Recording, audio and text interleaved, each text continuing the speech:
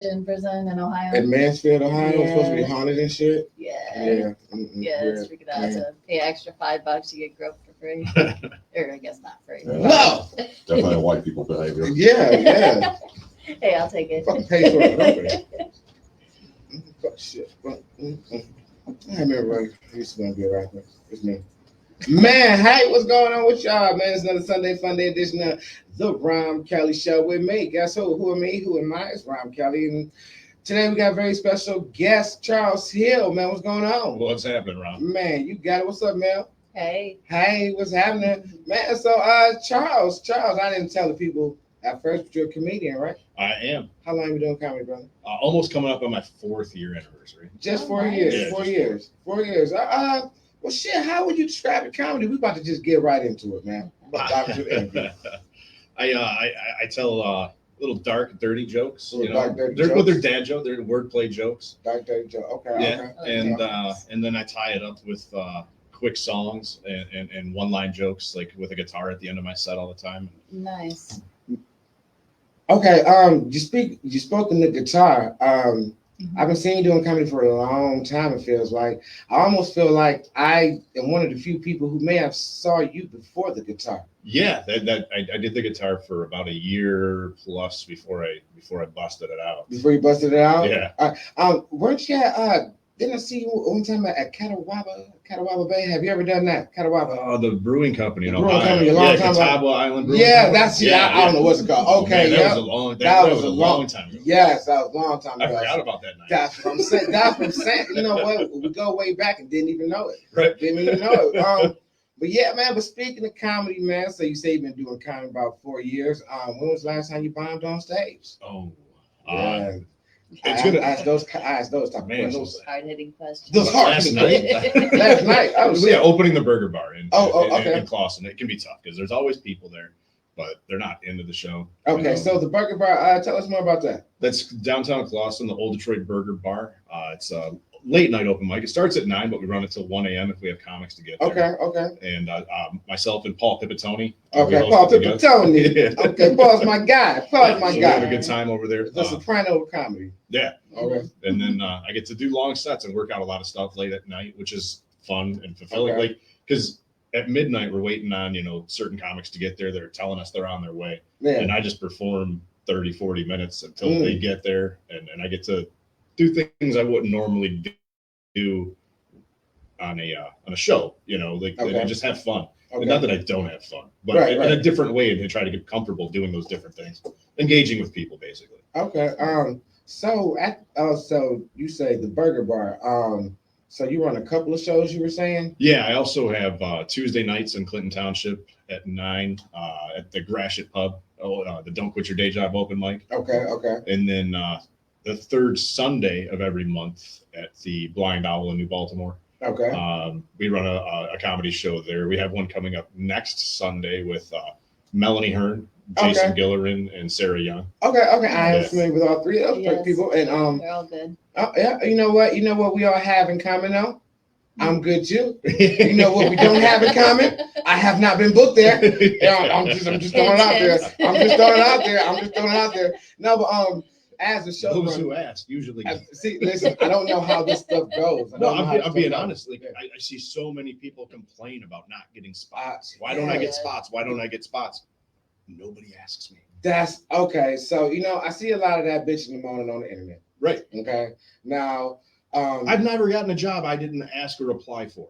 You should just see my worth and book me. No, just kidding. The only thing that I've ever gotten that I didn't ask for or apply for was a couple of kids, but But I had to show up though. You know what I mean? That's a full-time job. I'm telling you, yeah.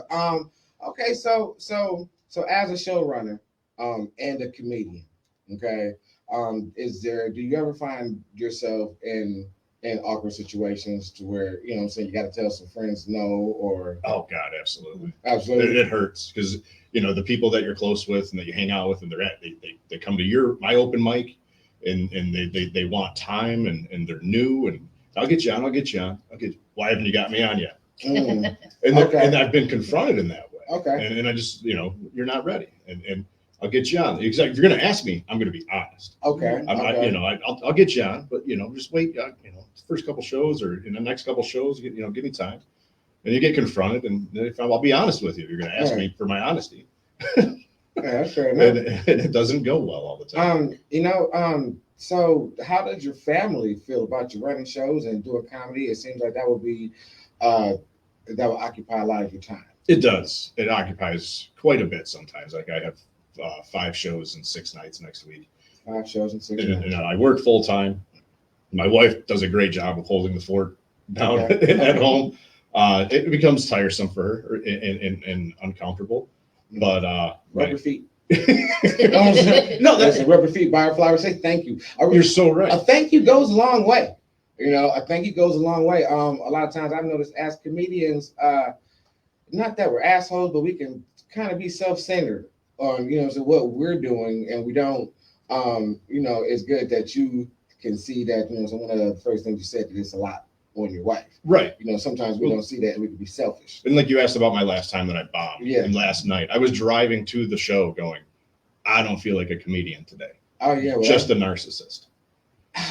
That's how I felt. That's a real deep. I thought you were going to say something else. I don't feel like a comedian. I want to go home. No, you said I feel like a narcissist. Well, shit. Okay. That's just how I felt. It was a weird, surreal feeling driving to the bar, going, I'm just going to go do it because I have to. I have to for me. You have to for you. Yeah. And I should rub my wife's feet more. Really? I'm just saying. Listen. A well-timed foot rub. A thank you. That's what the kids are for, Rob. Oh man. She uses the money I make doing comedy to pay the kids to rub her feet. Wait. Money you make. Hold on, That's Mel. nice, Mel. Wait. Money you make money off this shit? A little bit from time to time. Oh, a little bit from time to time. Yeah. Oh, okay. Nice. I put it in the dresser in an envelope, and then it disappears. That's how anything goes. That's what happens to my weed. Put it in the dresser, it disappears. So, what brought you to comedy? I had a traumatic event, like a lot of people do. I had a appendectomy in 2018, and when they sedated me, they gave me too much of the medication, and I stopped breathing before I went under on the operating table. And I was trying to rip myself off, trying to get up and get people's attention because I wasn't breathing, slapping my mouth, all kinds of crazy shit. This is how people die. Mm-hmm. And after then, I spent 6 to 8 months after work just in my bedroom in the dark, TV not on half the time, just in a weird place. You almost died. I had my anxiety was so bad. I didn't want to be around people. I didn't want to be around light. I didn't want to be around sounds. It was just a weird place. I got through that, but then I noticed I wasn't being my old self in social situations or at work and meetings, and I needed to get out of that. And I thought the easiest, or maybe not the easiest, but the best way to do it would be to force myself to get in front of strangers and talk. And that's why I started doing it. Huh. That's an interesting road to the same place. You know what I'm saying? Because we got to the same place. That didn't happen to me. No. You know what I'm saying? No. But that's deep. Shit. Okay. I was told never to tell anybody that because it's not funny. Man, you know what? Anything can be funny. Right. You know what? I just brought the whole room down. No, but man, listen. You haven't brought the room down. We're still good because right now we're getting to know you. You know what I mean? Because this is comedy, and I mean comedy and being okay. There's funny, and then there's funny. There's funny, and then there's that's not funny, but it's funny. Right. You know what I mean? And then so we're comedians, but we're not clowns. We're real people, and so so real people have highs, real people have lows, and I always like to ask what brings people to comedy because I've never gotten the same answer. I've never gotten the same answer. Everyone says something different. Have you ever wanted to quit comedy? Not yet. Not yet. I'm So still having fun. Shit, for real. Yeah. 4 years in. 4 years in, I still have fun and I get excited except for last night. I didn't want to quit, but I just wasn't excited. Right. It ended up being a great night. I don't know why I felt that way because I had a lot of fun anyway. But no, I haven't felt like I wanted to quit yet. And I know that I did this to have fun. Part of growing up, you forget how to have fun. And my best friends moved away in my late 20s. Yeah. My three best friends, Austin, Dallas, and DC. I didn't have any friends anymore, but now I have wife and kids and I'm home all the time. I bet they were cool. Those are all cool ass names. No, those are like the coolest fucking names, man. What's your name again? What'd you say? That's where they moved to. Oh, I thought that was your name. Oh shit. I was like, shit. Those are cool ass kids, man. I was like, damn, those are the coolest names ever. Austin, DC, and Dallas. Yeah, I was like, those are cool ass kids. They have BMXs and shit. Those kids have fucking man. Sounds like a sitcom. It does. I'm like, shit, that's some Nickelodeon shit. No, okay. Yeah, So I've enjoyed that it let me meet new people Right. and find people that I have things in common with again. Okay. That I just didn't go to high school with. We like sports together. Right, you know, right. and so yeah, it's been totally cool in that aspect. Oh, okay. Hey, so Mel, this is a question for both you guys because you guys are comedians, and I'm gonna interview you both. Do you want to be famous or do you want to be funny? I'd rather be funny than famous. I'm afraid of having everyone know me. That's why I'm going under just Mel now. Oh, I don't want people shouting out my name yeah. or No one's it's ever weird. no one's ever gonna get Melanie from Mel. That you know what I'm saying? No, No one's never. ever gonna guess No. that is that. They'll never know. I would have thought I would probably guessed Melvin or something.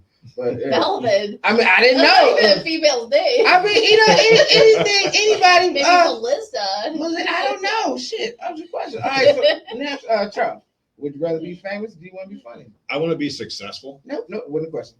and if that, I want to be. No. That's not what we're gonna do. We can do that later. All right, I want to be famous. You want to be famous? Okay, you want to be famous? Okay, that's fair enough. That you know what? I like honest answers. That's honest answers. Why? What about? Oh. Yeah, what about being famous? Because fame comes with success. Fame comes with success. I would. I guess that's. You said it like that, and I was like, no. I guess you can be famous. I and mean, be yeah, successful. exactly. Think about it nowadays. We've got all these internet celebrities who are famous and they ain't got a pot to piss in. You know, like Fuck fame. yeah, no, like, and the reason I asked that question, because I asked myself that question. You know, because What's your answer? I want to be funny. I want to be funny because I think being funny brings something to people. Mhm. You know, being famous brings bullshit to you. Yes, absolutely. You know, I can. yeah. It's just like I really thought about that. Like, Yeah. damn, do I really want to be famous? Do I want to be funny? I mean, I've never been famous, so I really don't know. But You know, I could imagine being famous. Probably be like being the popular kid in high school, but like old. You know what I'm I saying? don't know what that would Like be everybody like. know you better to see. Yeah, me neither, really. But, I don't know. Let me see what other comedy questions I got here. What other comedy questions I got here? The last time you bombed, what brought you to comedy? What made you start to run shows? Like, why did you start that? I felt like I was getting pretty good, or I was turning a corner on becoming funny and likable. And there's not very many opportunities when you're at the bottom. There's not very many opportunities, period. Period. And when you're at the bottom and there's so many people that, maybe can MC a show and a bar show, and there's not very many to go around. So I figured the only way for me to get better was to run the show myself, allow myself to MC it, make some, connections along the way and figure out how the business works. Because I feel like I said before, I didn't realize you need to ask people to get them. You need to be on them. You need to just be in their ear. Yeah, that's a struggle for most. That's a struggle for a lot of people. Well, the non-response that you get is tough to swallow. There's a the lot of weeks that rejection. follow that you don't get you don't hear anything back, and you just have to be persistent. True. So it's all, and I knew there was a lot to learn on that aspect, and I wanted to do it. But most importantly, I knew that stage time is is as valuable as it comes, and I wanted to put myself in front of good audiences and see if I could do it. And, Okay. yeah. Club shows or bar shows, what do you prefer? It becomes. I like club shows better. You like club I shows? do. But at the same time, I go if I'm doing an American Legion Hall or or something out in the sticks. Those can be a lot of fun too. Those are almost like club shows. They're almost like they have a club show vibe. You know what I mean? Yeah. I mean, because it's almost like when you go to a club, it's like everyone there is there for laughter. Right. So those little far off VFW shows, it's almost like a club atmosphere. It's almost like, oh shit, Mark Ridley's is out in the sticks. You know what I mean? So, right. Because like everyone is out there and it's only two things to fucking drink. You know what I'm saying? It's a Bud Light or Budweiser. And then there might be some fish fry. But yeah, those shows are good. Mel, what you like? Club shows or bar shows? Club shows feel more rewarding. More rewarding. So we were talking about it, or like we kind of breezed over earlier. People complaining on the internet about not getting booked. I'm sure you saw what I saw a couple weeks back. There's a bunch of people complaining about not getting into. It was a comedy festival. Yeah, the festival. How do you feel about that? And you know what? Shit. Did you submit? I submitted. Did you get in? No, I did not. Okay. So how do you feel about that? Because I didn't get in either, but I didn't submit. But there's only so many people they can bring in, so. I felt like I had a legitimate chance to with the conversation that I had with somebody. Okay. And I didn't get in, and it is what it is. I'm okay with in comedy. I learned you got to pay your dues. And your registration fees. That's a good one. Yeah, that is true. No, and that's the truth. Yeah. That's the truth behind it. And it's nobody on that list started comedy after me. They're all more veteran than me. They've been around longer. So I got to work harder. I got to put in my dues. Or maybe next year, the year after, just like any other festival, maybe I'll get in. I feel like that's a good attitude to have because that's very similar to the attitude that I have about it. Because the reason why I didn't submit, I didn't feel like, I was like, you know what? I don't have a solid, it's just not ready. What I mean? I just didn't feel ready. So do I feel like I'm as funny as some of those people, if not funnier? Be honest, fuck yeah. You know what I'm saying? 5 minutes up against it for 7 minutes. Yeah, you know what I'm saying? But I just didn't feel like I had the path. Not this year, maybe next year. You know what I mean? I don't know. I just don't like all of that bitching on the internet complaining. No, it's not the place to do it. That's just like, it ain't the place to do it. And it's like, it's not going to help you next year. It's not going to help you tomorrow. Well, no. Yeah, that's. Like the people complaining. Those people can ask me to be on my shows all day long. That's what I'm saying. And I'm going to go, hit me up next month. Yeah, like it's almost like the comedians out there complaining, like, hey, I didn't get in, fuck this shit, everybody, blah, blah, blah, blah, blah, blah, blah. It's almost like the woman on the internet saying, fuck, man, I hate men, I'm crazy, this and that, but I can't find a date. It's no shit. You're like, we see what you put, we see what you see. Right. It's like, I just don't get it. And it's almost like, do you ever come across a sense of entitlement with these comedians? Absolutely. Just like I said earlier, we're all, or most of us, to do it, you have to be a bit of a narcissist. Really? I really do. I really do. I don't get that vibe from everybody, but those people in particular that are really vocal and outspoken about that kind of stuff, they're to me the bigger narcissists. So they're always going to have that sense of entitlement because they're bigger and better and funnier than anyone else in their mind. But they're probably going to get more shows than other people too because of that. I don't know. Like the people that I had seen complaining, they get booked. They get booked at the same 3 places, or the same 4 places, and they, passing around the same $50. Right. You know what I mean? I'm not shitting on it. No. You know what I'm saying? I will do a show and have done a show for $15 and a couple of drinks. I get the drinks back to back, so they feel like, I get my money's worth. No, but it's like, I don't know. Like the people complaining, they're getting booked, after I step back and I look at it, it's not like the old boys club or like whatever, right? But it's like, I don't know. I don't see you a part of it, but it's almost like a clique of bookers who book the same 4 or 5 people and all the fucking time. I feel like that's a thing. I feel like it's difficult to avoid it. Not I don't want to say difficult to avoid, but you become friends with the people that you tend to be around. Mhm. And if you're being around in that group of the same shows, then you're friends with them. And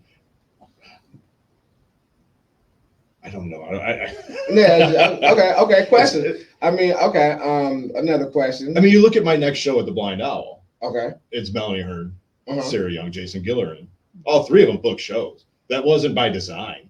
You know, but they're all good people though. That's the thing. Yeah. I don't book people just because they book shows. Yeah. I have to like you. Okay. So No, no, for real, no, because like I have to want to be around you. Okay, so you don't book funny assholes. That's what I'm saying. So I mean, pretty much. Really. So like you can't. Okay, I have to be able to trust you on that stage. Yeah.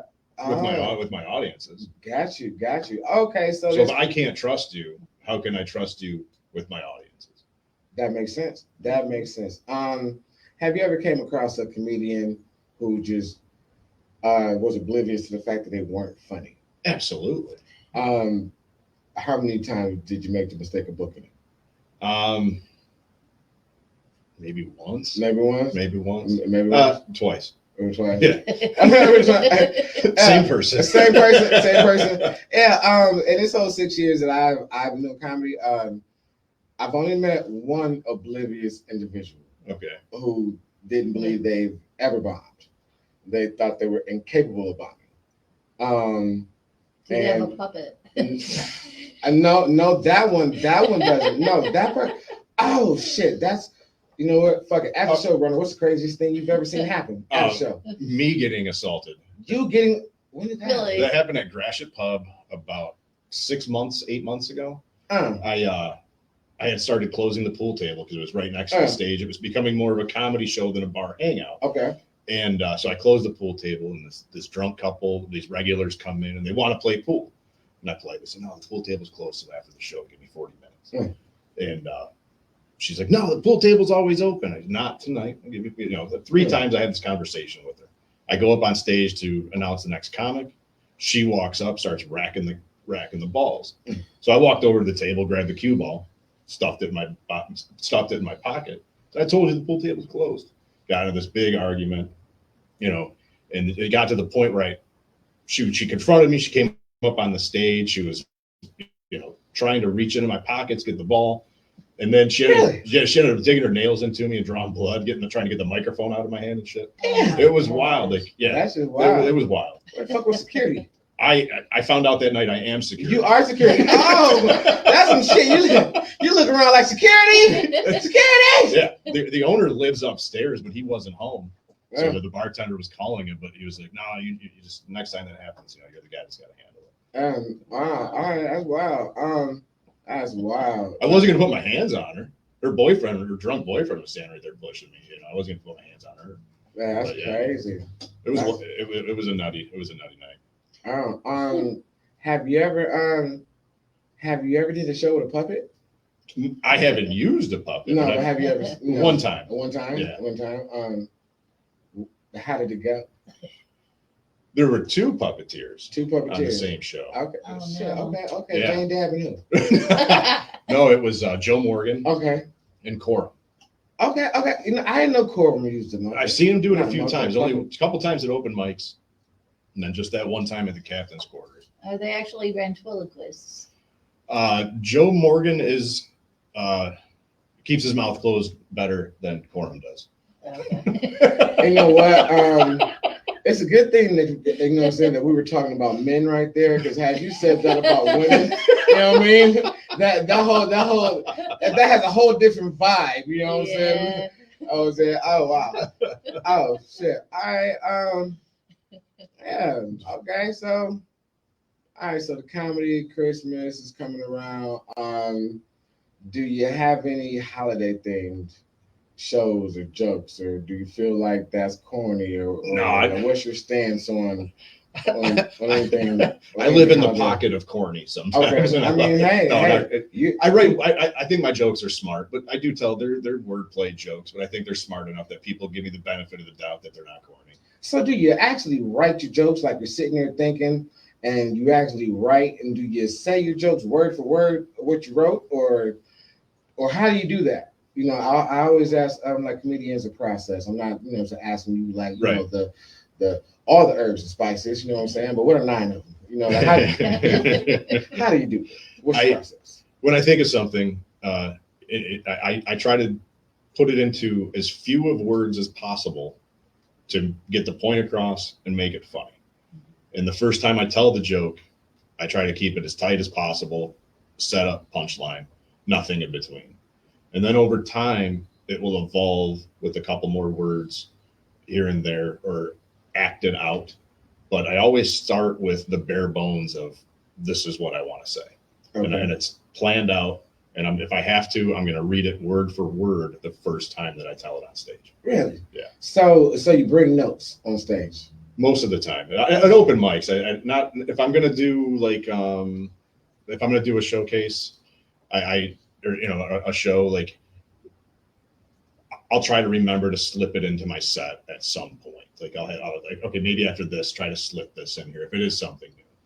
But if you look at the top of my guitar, there's 30 minutes of material in one word, key phrases. Oh, okay. Nice. Taped to the top of it. Oh, see, that's, you know what? Okay, so Mel, what's your stance on notes? Do you bring notes on stage with you? I tend to, but each joke is like one word, and I just go off of that. Okay. See, I can't do it. I can't, like, I used to try to bring notes on stage, but I just can't fucking do it. No, because like I don't know. That's a good thing though. Like I feel like, okay, I almost feel like it's almost like if I look down, it takes away from the connection. You know what I mean? Like I'm trying to build a connection with you. You know what I'm saying, with the crowd, and so if I break away and I look at it, then I gotta get back on the bike. You know what I mean? Because I don't know. Have you ever rode a bike and well, I hope you have. Mm-hmm. But at first when you're learning, you don't really know when you gotta catch speed. You know what I'm saying? And so it's like when I'm up there, if I look down, it's like, damn, I got to start pedaling all over. So it's like walking into another room for you. Yeah, that's different. Yeah, makes sense. Yeah. Sometimes I enjoy that silence, or I do, not sometimes. I enjoy that silence of, if I'm going to take a drink of my water, if I do have, keywords on the stage, stop, take a drink of your water, soak it in, glance at it, and just live in that few moments of silence. And then it can actually serve as just a segue that I'm starting something new now. That's the way I treat it. Have you ever got the boo or the straight face? I've gotten booed. You've gotten booed? Yeah. Like an actual boo? Boos. What was the subject of the joke? Oh, I don't even know the joke anymore. I bet it was my favorite boo though. Oh yeah. I know you can hear that. I know. I hear the woman's voice loud and clear. Boo! It was my very first time at the old Rusty Nail in Clinton Township. Okay. It was the first time I was hosting the show, and this drunk woman in the back was booing and shouting how much I sucked and how terrible I was, and I just gonna, and that's why you need your notes sometimes, because it starts to play in your head. You get shaked. And so I remember that plain as day. And then I hadn't been back for a couple months, 3-4 months later, I came back and I featured. Yeah. You know what I'm saying? She booed you, then you just sat home and just looked out the window like, damn. And I came back and I noticed that she was at the bar again. I got done with my set. And she came up to me after, and I was nervous. And she was like, "You're the funniest comedian that's ever been in here." What? Wow. What? Talk about a 180. What? Yeah, it was the weirdest thing. She was the manager of the bar. She was just so wasted that one particular night. She didn't understand my setup, punchline, one line, wordplay kind of jokes. Like, she just didn't get it. Okay, so boom, I found my questions. when did you find your voice, or are you still looking for your comedy voice? I'm just now finding it. Just now with finding what it? I was talking about with, everything I did was kind of cookie cutter setup punchline, but now I'm learning how to say different things between the jokes or react off the crowd, Mm-hmm. and notice what's going on, live in the moment, kind of stuff. And then I'm writing a little bit differently now, not so much the fewest words as possible, Okay. but more so how I want to say it. Okay. Because I felt like that's more important to me, because I get like, you're just being silly up there. You're being silly, be real. So now I'm trying to be a little bit more me instead of just a little more authentic. Yeah. Okay. Mel. Yeah. Mel, have you found your voice yet, or you still feel like you're looking, or? I think I've always been completely awkward, and I portray that on stage. So I think I'm pretty much there where I'm going to be. That sounds like such a contradiction, but like I see it, being comfortable, being awkward is such an awkward, comfortable play. You know what I'm saying? It's like I've seen you on stage, and like after, I don't know, it takes about 10 seconds, like the first joke. After that first joke hits, then it's like, oh shit. Okay, Velma. Okay, you know what I'm saying? Okay, Jinkies. Okay, we rocking with you. Okay, yeah, I can feel that. I don't know. I feel like as far as finding my voice, it goes back to what you said. When I stop trying to be funny, or stop trying to tell or like write jokes or think of shit that make other people laugh, and just started to base comedy based off of my life and being authentic, it gets easier. It gets easy shit, actually. It gets easy, and I feel like I'm just now finding my voice. You know what I mean? Like the last year and a half, maybe. It's gotta be fun. 2 years. It's fun as hell. But it's still the same. Like it's like fun, but it's not.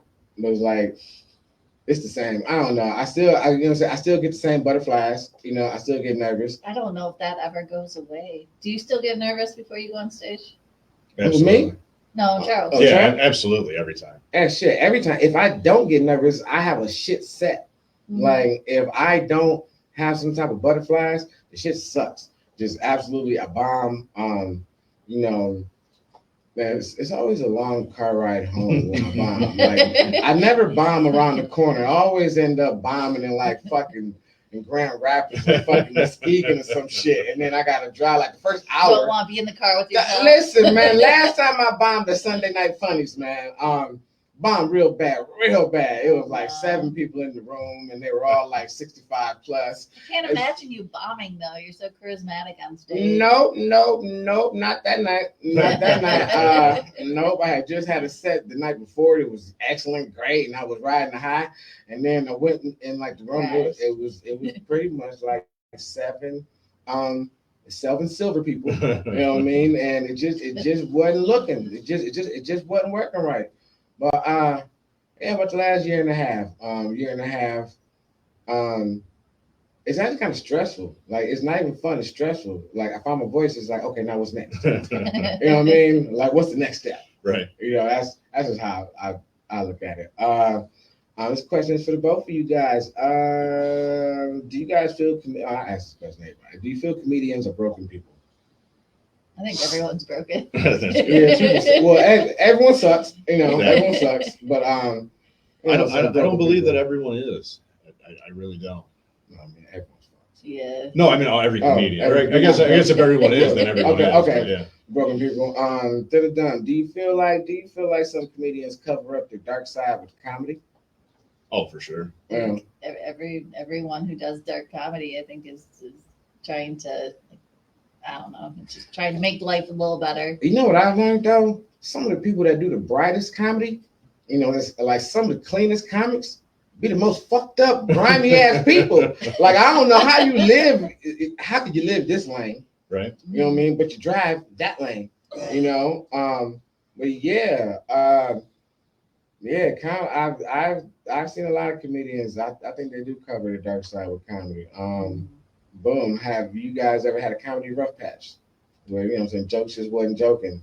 It's just every 6 months. Every 6 months? Mine was November, December last year. November, December There was last a year? month where nothing worked hit. anywhere that I went, and that it was still fun. I didn't want to quit because I was like, oh, this is supposed to happen. Now I have to rebound.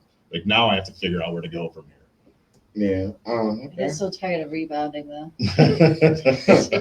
here. Man, yeah, no, shit, I can't remember. Let me see. The next question. How do you feel about your local comedy scene? I think it's pretty good, to be honest with you. Okay. I'm impressed with how many funny people we have here. Okay. There's a lot of comedians. Oh, damn. This question I forgot to ask earlier. As a showrunner, I've interviewed a couple, well, not a couple, but multiple female comedians, women comedians, comedians with coolers. I don't know what I don't want to get look. I don't want to get canceled. You can't call us females. I'm not a woman. I'm a sis. I don't know what the fuck you want to be. I know you got a cooler. Okay. Do you feel like there's sexism in the, you know what I'm saying? Do you feel like there's a lot of sex, or not a lot of, but do you see any sexism in the scene as far as other bookers? Not even saying yourself. Define sex. I mean, okay. I've had multiple multiple cooler comics come in here, and we've talked, and you know they've mentioned a good old boys network, and you know I don't like the way they put it, but they were like, well, if you have 3 guys on the show, why not throw a woman on there? Right. You know, why not? It's almost like how they said it was like just give a woman a spot. I don't you know believe what I mean? I don't believe that there's sexism in that aspect. Like, no, I'm not going to book women on my show. Like, that's ridiculous. I'm going to book who, and I think most bookers I know book who they think is funny and is going to appeal to their audience. Do you feel like male comics are funnier than female comics? No. No. I don't either, actually. What I do feel is that there are more male comics than female comics. Okay. So there are going to be more funnier male comics than there are funnier female comics. Just pure numbers wise, there's going to be more because, you know, there's 80% more male comics or whatever the numbers were, 60-30 or 70-30, 80-20, whatever it is. So that by numbers, there's going to be more. So the pool becomes smaller to choose from on the women's side. And I'm not a proponent of booking a female just to book a female or anybody for that matter. And do I sound like an asshole? No. Well, it makes sense. They would have to fit the show and the comedians that are on there, and it's not necessarily. No, I book women on like almost all my shows. I don't feel like throwing more comics on a show to make it more diverse makes it a better show. Mm-hmm. And I don't feel like putting someone who might not be ready to be on the show. Just how do you find someone who might not be ready? Because that kind of gives me gatekeeper vibes. But then I kind of get it because you don't want no one to fuck up your show. Well, I mean, no one can really. There are a few people that can ruin a show in 5 minutes. Yeah. But I got to feel like you've earned it too. Mm. I've got to feel like you work and you put in the work, not like you've been doing it for a few months and you've done this and this is why you deserve it. Like that sense of entitlement. Putting me in the spot here. I know. Look, man, there's just questions. I got. No, it's cool. And I have no like. It's like what I just want to. I mean, no, I'm just. It's cool. It's curious question. Just curious. Like, would you ever put on some? Okay, has there ever been a time where you might have thought that someone wasn't ready, but you just didn't get it, and then they went somewhere else and hit? Like, damn, I just didn't get that. That hasn't happened. No. Okay. No. Okay. So just I'm glad you answered that. So what's not ready? If you don't know your material, like notes are one thing, but if you're sending me a clip, then you are in your notebook after every joke, staring at it. Let me see what I have next. You know, I've seen what you're talking about at open mics. I've seen that, but then I've also seen comics that it works with their set. Absolutely. You know what I mean? And I was there at one time too. And I, you know, or I, you know, sometimes Jokes only work in certain audiences. Facts. And because they worked in this audience over here, it doesn't mean that it's going to work over here. Yeah. If you're performing in front of, 20 to 35 plus people, and that's the crowd you're performing in front of, it's not going to translate to crowds that are 45 to 60 years old all the time. Dating material, stuff like that. It's not as relatable to everybody. And that was my problem with a lot of women comics.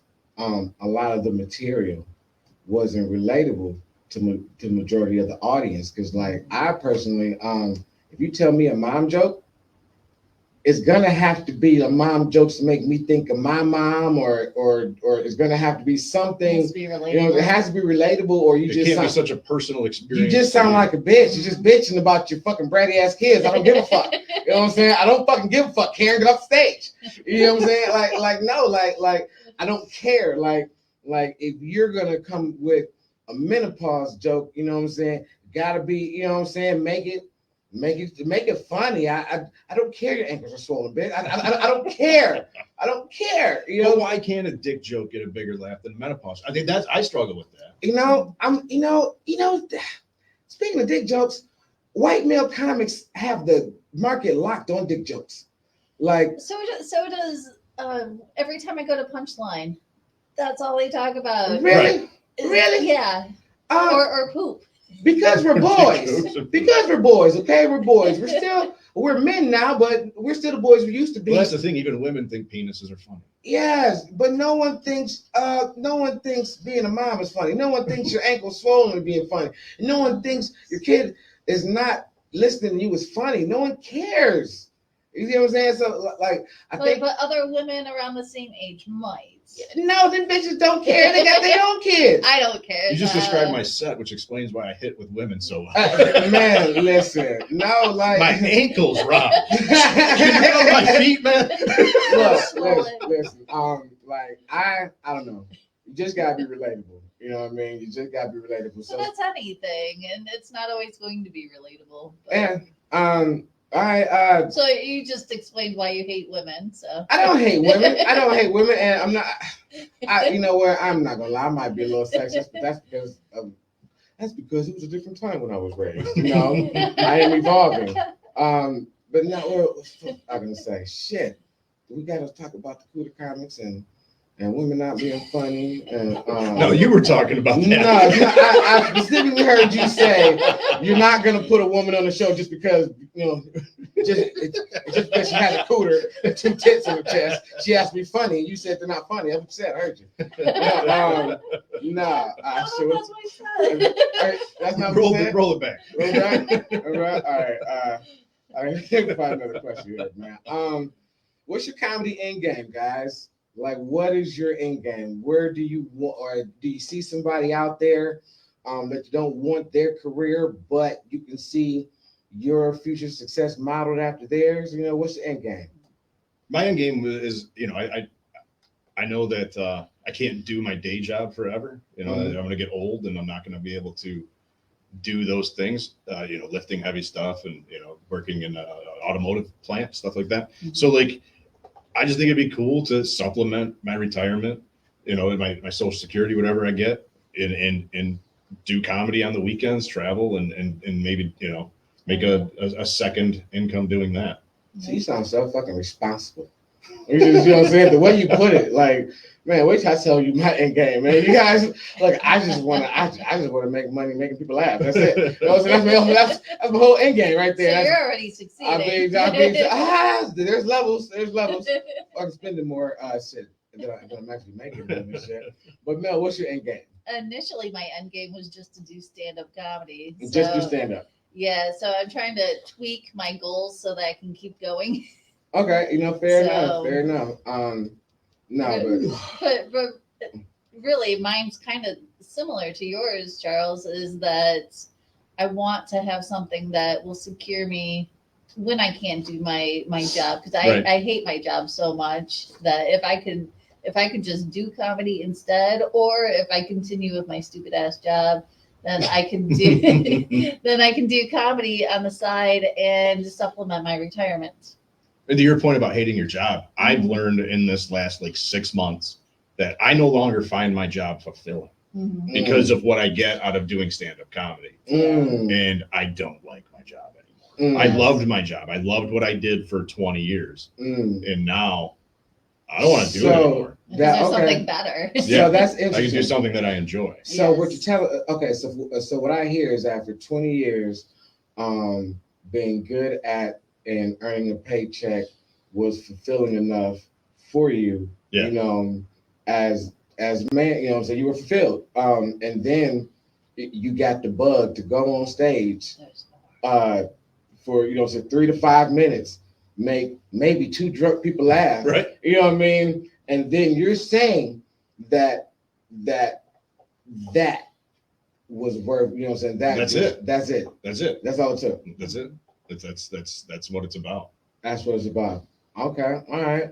The lead up, like show day, that all the anxiety and the butterflies and the fuzzy feelings that go on inside, and then the stress, the white knuckle into the shows. I love it all. Now, so when you came home and told your wife, hey, look, this is it, okay? And then when she looked at you and said, what the fuck? Right. You know what I'm saying? What happened after that? You know what I mean? But like, did you have that conversation? We did. And how did that go?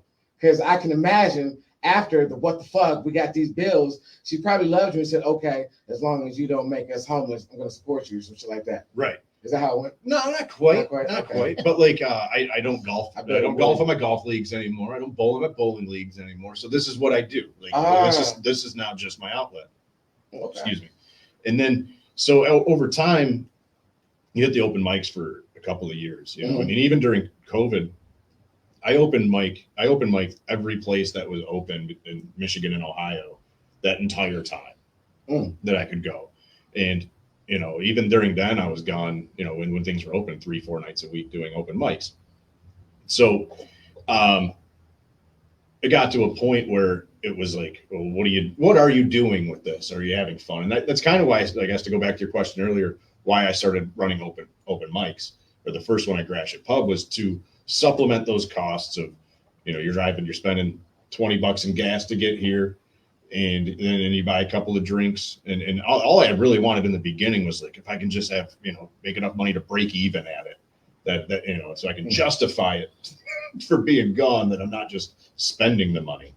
But once, I don't want to make it about the money. And you know what? Now, I mean, to her, that's like money she sees the reward of it from time to time, and when I do shows like we'll go to Ohio or the Grand Rapids or whatever, and I make it a point, once in a while, to take my kids with me, and we get a hotel room, and they feel like they're part of something cool. Like my dad's a traveling comedian, and we're going to Great Wolf Lodge tomorrow after his show, and comedy paid for it, which it doesn't. I know they don't know that. They don't know that. Listen, they don't know that. I brought my son to a show. I brought my 16-year-old son to a show the first time he's seen me do comedy, and he was surprised. He was like, "Hey, you're funnier than I thought," but it's actually kind of cool.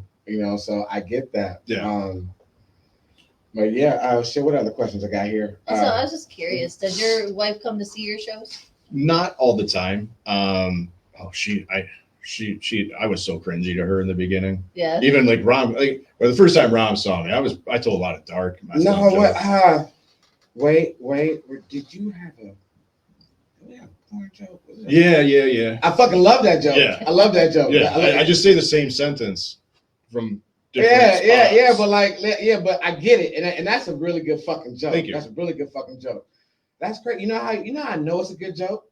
Because I still remember I remember how I felt. You know what I'm saying? Hearing it, and I was like, "Oh shit, that's fucking funny." I remember how I felt when you told me it was funny.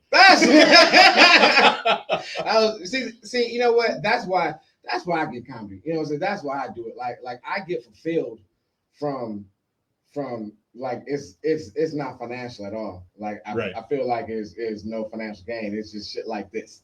You know what I mean? Like making people laugh. Like I can't smile in pictures, but I have a real big, natural laughter smile. That's why I do it. Right. You know what I mean? I don't know. I just have to justify me being gone all the time.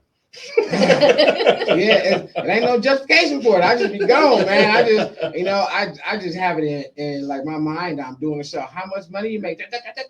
You're going to, my wife's like, you're going to New Way on a Monday? How much you pay? How much you pay? In Monopoly dollars, babe? Like, what we doing?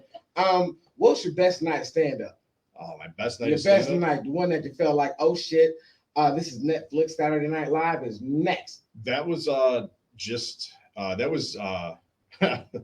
it would be Doomsday, Jason Filan Mayor's place up at Oxford, the Gravel Capital Brewery. Just 2 Saturday nights ago, I think it was, maybe 3. I got to open for Dave Landau. Okay. And I absolutely had the best 18-minute set that I've ever had in front of a crowd that wanted to laugh at the things that I wanted to talk about. Nice. And That's great. it was awesome. It was 100%, hands down, my best feeling on stage and when I got off. Awesome. Mel? Yes. Best night comedy? I don't know. You don't know. You have best night comedy so far? I guess the last one is probably the graduation class at Mark Ridley's, but it's usually Mark Ridley's. They have an awesome audience. I remember, they do have an awesome audience, and I always do good there. Except just one time. Oh no. One time. I got a joke. Where I say the hard R. But this is when I wasn't real confident in my set yet. And so in order to tell that joke, you got to be confident. Yeah. You know what I mean? You got to be confident. And so when it came down to the whole joke, instead of saying, I was like, N-word. Oh, no. Uh-oh. And it didn't hit at all. Yeah, crickets. And they were like, you did what? Like, it's just, yeah. That's awesome. Yeah. But speaking of graduation classes, Charles, how do you feel about comedy classes? Have you ever taken one? I have. Did you take one? I took the 101 class. You took the 101. You took Joe's class. Yeah. I too took Joe's class, but it was when he was teaching it. Is it 201? 201. Yeah, I took the 201. I took the 205. No, I don't see anything wrong with You don't it. see anything wrong with it? Like I said, you pay your dues and you pay your registration fees. Like it. I'm not saying like that. And to be honest, that class did not help me get booked there. And at the time, I didn't understand because I was like, "Oh, these people are taking it." And I work with them. I think I'm as good as them. I remember having those feelings, but looking back, I wasn't ready. I didn't have what it took at the time coming out of that class to get booked to host a weekend, and I know that now, and that's why I feel so strongly about that, the entitlement to begin with, because you have to be able to look back at yourself in a year. Or, I feel like if you're in a year or two into it and you look back at a year and realize that you weren't very good, then you're on the right track. But if you don't see any improvement, you think that you're just as good or you were great then, you're still the great comedian now, you're not going to make it. I tend to agree with your line of thinking. Because when I look back at it, like I've been doing it about 6 years, almost 7. It could be 8. I don't know. I've been doing this. Yeah, you lose track after 6. I don't know. I've been doing this a minute, and what I realized is that I was born funny, right? Then I kind of picked up a stage presence, because I was entertaining, but what I didn't have a set.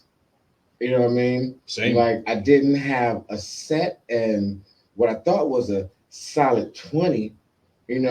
Wasn't coherent at all. Like as a comic, I'm sitting there thinking, okay, I'm listening to the laughter. I hear 20 minutes worth of laughter, but when I'm looking at the tape now, like, oh shit, this is not coherent. I go from here to there. How the fuck do I go from not having kids to having 8 kids to being single to now I'm fucking married at the end of this? And like, how did I not catch this? Because I didn't have a set. I wasn't ready. I was just looking for jokes instead of riding the wave of the laughter of the moment. You're just being funny. Yeah, I was just being funny, and there's a difference between being funny and being a comedian.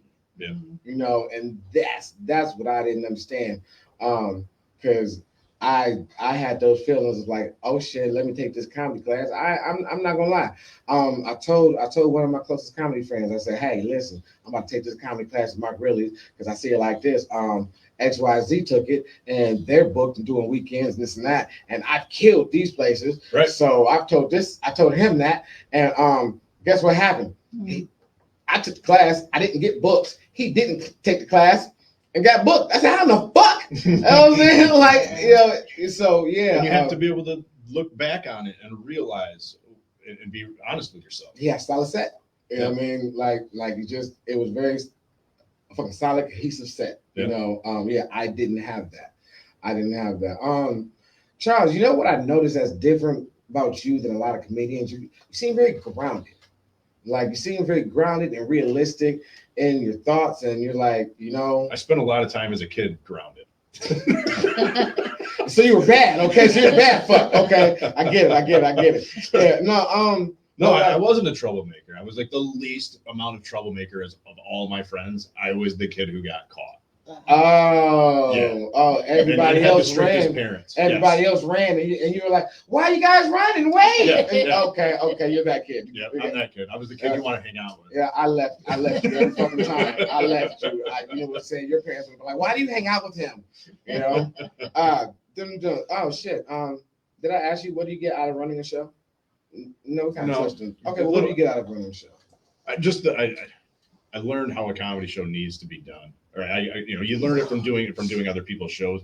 But I enjoy the fulfillment of when a show goes really well and you're like that pride that you get. Like our show at the Blind Owl, I remember like last year we were really enjoying, like every show was selling out and the crowds were getting bigger and the laughter was huge, and that was so cool. Like, man, we're doing something and this is a lot of fun. My partner Michael Cesaro and I. Okay. My phone right here. What are your fears, Mel? This question goes out to you. To matter of fact, I'm gonna ask you first. What are your fears as a comedian? I mean, we already bombed, so that's out the way. What are your fears? Oh, my fear is that I'm gonna get in a slump and just not return back to comedy, like.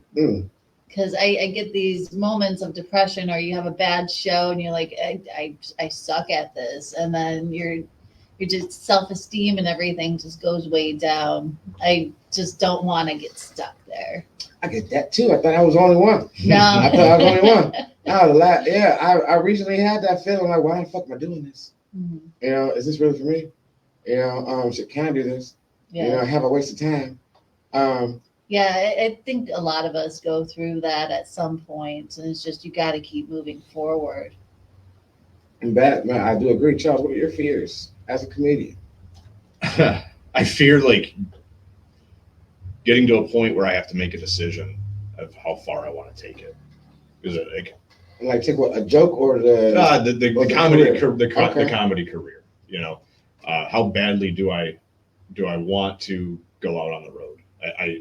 And what do I do when that happens? Because I'll have to make a decision. Do you want to put the work in, or do you not want to put the work in? It's not about putting the work in. It's about, it is about putting the work in, but like that steady 40-hour paycheck that I have, and to go into this unknown of you got to make it, and you got to make it yourself. You have to do everything yourself, and you got to get to a spot where you can do that. And I did work like sales for a little while in the late 2000s, so I know like. Based on commission. My job was 100% commission. I got tiny little bonuses here and there. But like, you an edge. So I know that you have to work hard. Yeah. I don't know with kids if I want to put myself in that situation to have to work that hard, because with the ups and downs of comedy, I've learned producing shows and or performing in general. The ups and downs of comedy, doing red spaces sometimes. And when you're down, you don't necessarily want to do the things that you have to do to get out of it. And when you have a family that relies on that, you can't be like that. And I don't know when or how I'll get over that when that time comes, if it comes. I totally get that. I get that. That's deep. I think my biggest fear as a comedian, or period, I think I fear success. Like for a long time. Like before I even got on stage, I couldn't tell you how many open mics I went to and got close to write my name on the list and didn't do it. You know, even when they did that, when Kevin Hart came to the city and like Mike Jeter got in, and like Boogie, I was there. And you didn't sign up. I took a PTO day at my job to go and do that, and everybody and everyone, and I lied to my job. Everyone, how'd it go? It went great, motherfucker. No, I went and it was crazy because I felt like it was a sign from God because shit, Boogie was on stage and the stage was fucking shaped like a stop sign, and you know what I'm saying. Boogie shut the shit down. And I was like, no, I'm not ready. You know what I mean?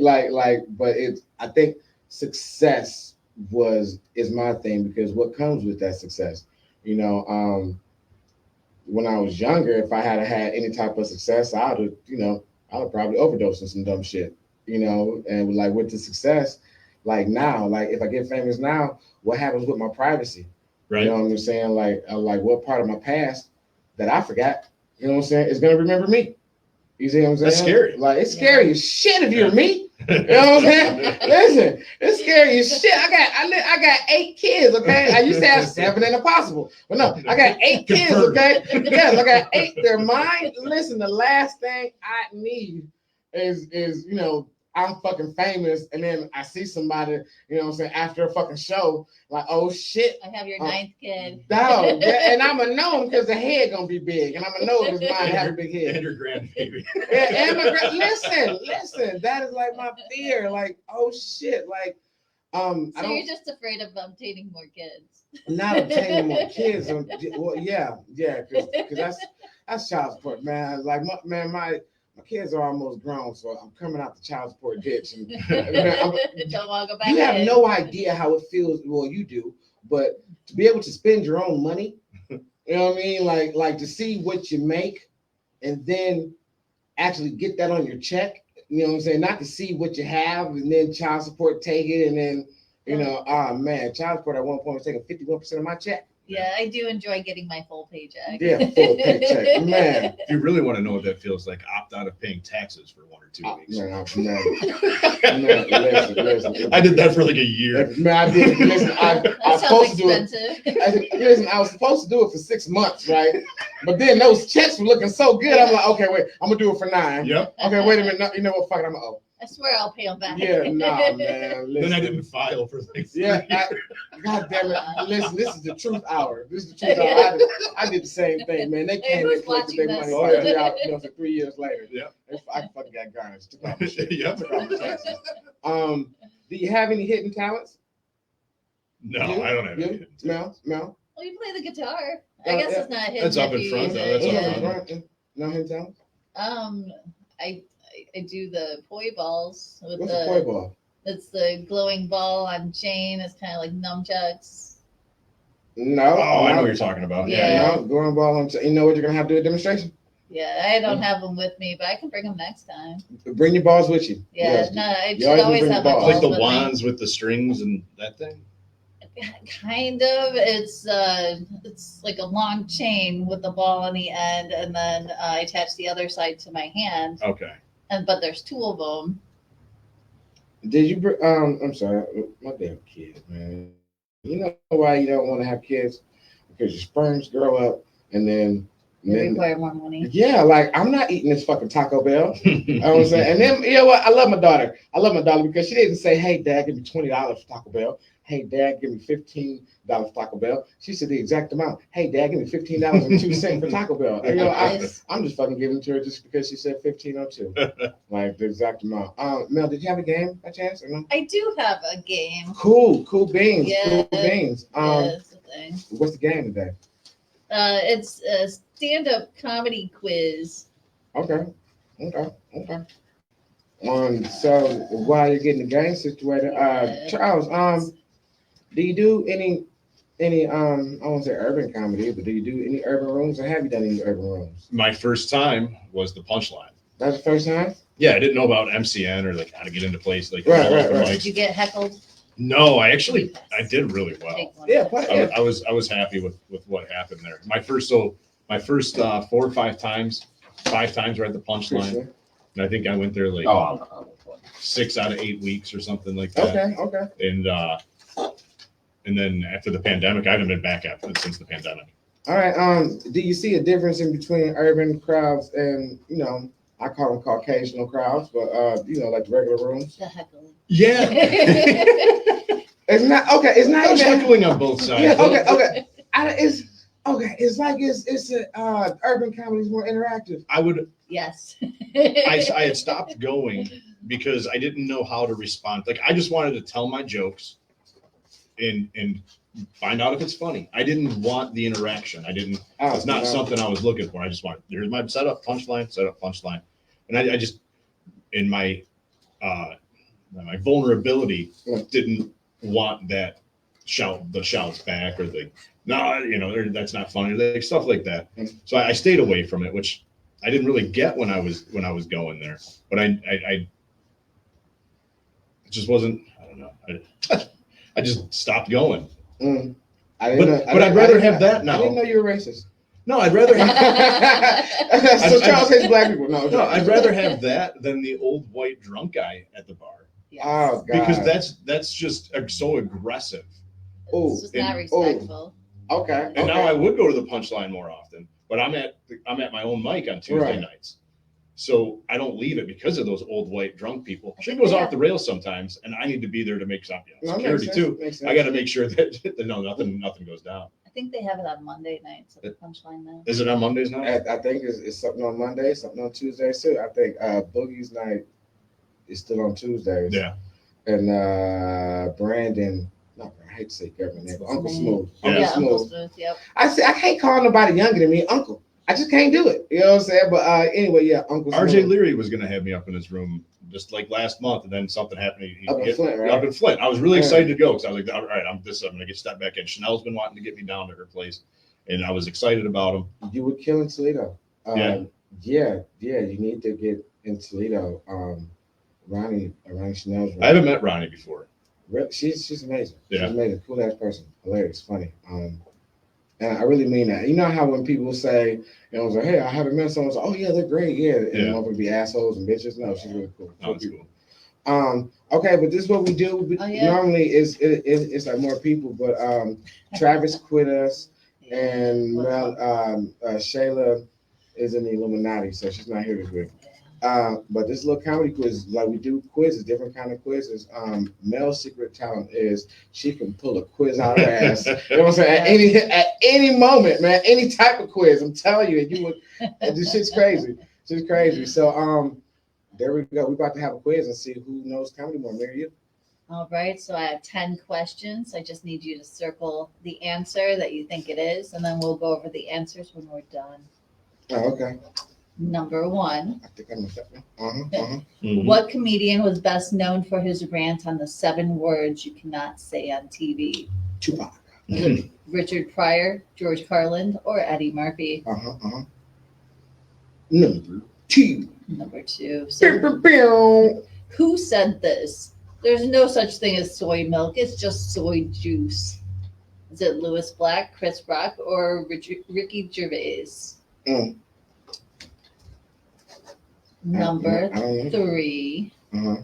This raunchy comedian made his TV debut on the variety show On Broadway Tonight. Is it Richard Pryor, George Carlin, or Andrew Dice Clay? I really miss Andrew Dice Clay. But I told you I'm Me not too. a comedy fan. Number 4. What female comedian's biography is titled The Bedwetter? Damn it.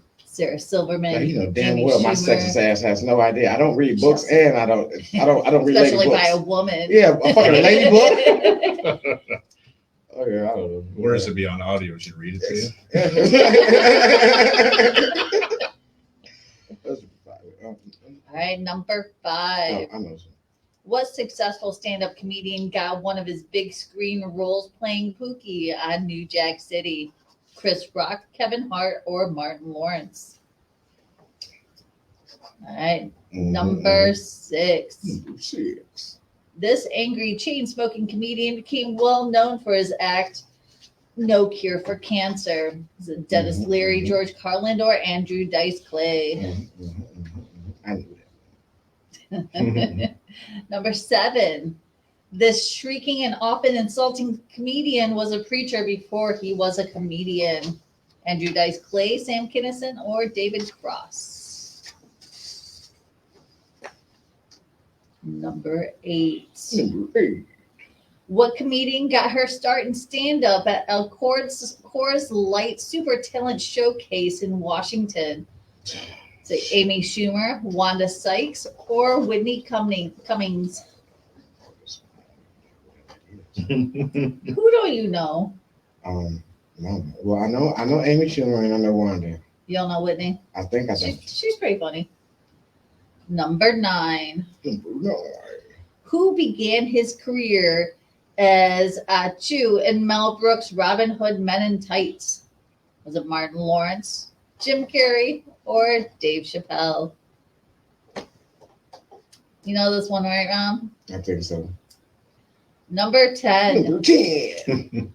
What hit 1989 film showcased 3 premier comedians of their respective generations? Is it Harlem Nights, Do the Right Thing, or When Harry Met Sally? This is a tricky ass question right here. I like what you did with it. It's a very tricky question, but I know it. Of course I know that. You know what? You just pulled my black card right there. Yes. I don't think I've seen either of them, any of them. You never seen, you know what? I can honestly say I have never in my life seen anything other than that one lunch scene. Right, that's all. And yeah. that's when Harry Met Sally. That's the only thing I've ever seen. I don't know anything. But you saw the other 2, right? Of course. That's required black watching. Like Right. you got to see Do the Right Thing and Harlem Nights. No, I've seen them too, Yeah. but I got my black card. Yeah. Black card, not black card. Those are 2 different things. 2 different things. You know what I'm saying? Oh, gross. All right. So number 1, which comedian was best known for the 7 words you can't say on TV? That would be George Carlin, Yep. wouldn't it? That is the answer. That's Yes. George Carlin. Yep. He is funny. You know what? We should have talked. I remember now. Nick Ford, Yeah. motherfucker, said that George Carlin wasn't funny. Did he Did he say that? I think he said Sounds something like like something that. he would It say. sounds like, and I think he really meant that shit. Like, yeah, we might have to get him back on the fucking show. We gotta talk about that shit. He said George Carlin wasn't funny. I must have blocked that out. No, I sure don't think that. He said that dumb shit. Yeah. And fucking Nick, I love you, man, but that right there, I don't love that, not so All much. right. No. All right, what's the next one? So number 2, who said there's no such thing as soy milk, it's soy juice? I feel like it. I circled Ricky Gervais, but I feel like something said it's Louis Black. It is. It's Louis Black. I knew it. I knew it. That's what I knew. No, I got it wrong though. All right. So number Who the 3. fuck is Louis Black? Smokes a cigar. Or no, that's brown and white. Louis Black glasses. He's angry. He's very angry all Always the got time. spittle coming out of his mouth. I'm not married. No. He's very funny. Yeah. I believe it. But I think he has high blood pressure. Hey, who's the masturbator guy? The dude that Louis C.K.? Yeah, I don't like him. No, I don't think so. All right, next. What's next? I bet Nick Ford does. I bet he does. Probably Yo, does. I'm gonna have to have Nick Ford back on the show. We're gonna have to talk. I'm gonna have to reevaluate my friendship with Nick in a minute. So which raunchy comedian made his debut on Broadway tonight? Was it Richard Pryor, George Carlin, or Andrew Dice Clay? I feel like I said the wrong answer because what's the answer? Is it Richard Pryor? It is Richard. Yeah, because it's old on Broadway tonight. It's an old ass Yeah, show I never old. heard of.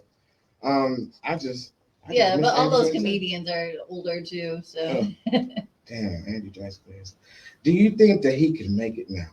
He's trying. Is he trying? Yeah. He goes to Is it the same shit? Adiamo occasionally out in Clinton Township. Shut the fuck up. Yeah. In real life? Yeah, he was there like last year, and he's probably With the same shit. The Dice Man. Oh man. Yeah, I jacket fucking and love it. everything. Okay, Yeah. okay. he's That's why still I'm so around. fucked up. I'm so fucked up because there was no reason that I should have been watching Andrew Dice Clay at my age. Well, Bobcat Gold, I always screw up his last name, but he's in Wyandotte tonight. Yeah. Does he talk like that all the No. time? He talk I grew up, my parents telling me, don't talk like that. You're going to sound like the guy from Police Academy. Oh, that's real. I No, thought he you talk doesn't like that talk for like real. that. I've always wondered if you talk like that for real. Yeah, his character. Oh my god, that I thought I was gonna die not knowing that. But you know what I'm saying? All right, what's the Now next you one? know. No. All right, so number 4, whose comedian's biography is titled The Bedwetter? Oh, I went with the oldest one on the list here. And who was that? Chelsea Handler. Chelsea. It sounded like something Chelsea Handler would say, but it was Sarah Silverman. It's Silverman.